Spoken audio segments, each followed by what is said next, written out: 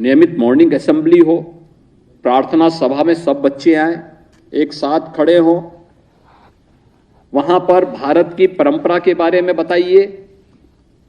आवासीय कैंपस होगा तो आवासीय कैंपस में यह भी व्यवस्था आपको देनी चाहिए कि पर्व और त्योहार के पहले या राष्ट्रीय कार्यक्रम, कोई भी राष्ट्रीय पर्व आता है या सामान्य कोई भी हमारे धार्मिक और आध्यात्मिक आयोजन, उससे पहले प्रधानाचार्य या कोई एक शिक्षक 5 से 10 मिनट का अपना एक भाषण तैयार करके व्यवहारिक चीजें बच्चों को बताएं।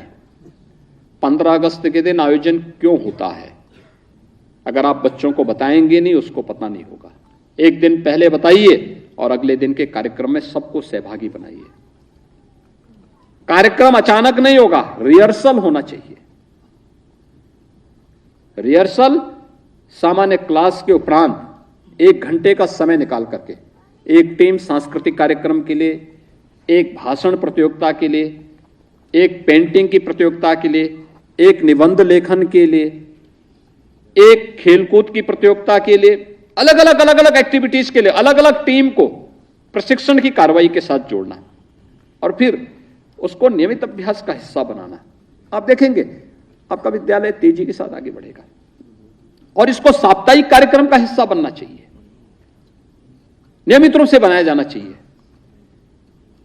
दीपावली आई, दीपावली के अवसर पर विद्यालय में सामान्य पठन पाठन बंद होगा, लेकिन दीपावली की पूर्व संध्या पर एक दिन बच्चों को मॉर्निंग असेंबली में ही प्रिंसिपल के माध्यम से या किसी योग्य शिक्षक के माध्यम से वहां से दीपावली के महत्व के बारे में लोगों बच्चों को बताया जाए। दीपावली क्यों है? पर्व का मतलब एकांकीपन थोड़े है, पर्व का मतलब सामूहिकता का दर्शन है।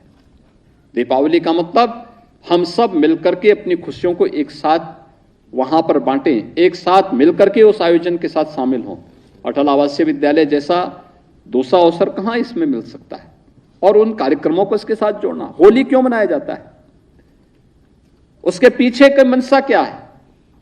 एक उसका आध्यात्मिक और धार्मिक पक्ष होगा, लेकिन दूसरा उसका प्रेरणादायी पक्ष क्या है?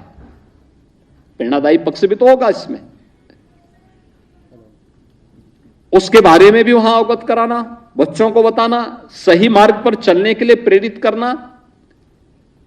दुष्प्रवृत्ति और दुराचारी कितना भी महान क्यों न हो, कितना भी बड़ा क्यों न हो, कितना भी वह व्यक्ति महानता बनने का ढोंग क्यों न कर रहा हो, लेकिन वह कभी सफल नहीं होता जीवन में, अंततः उसको विफल होना ही पड़ता है।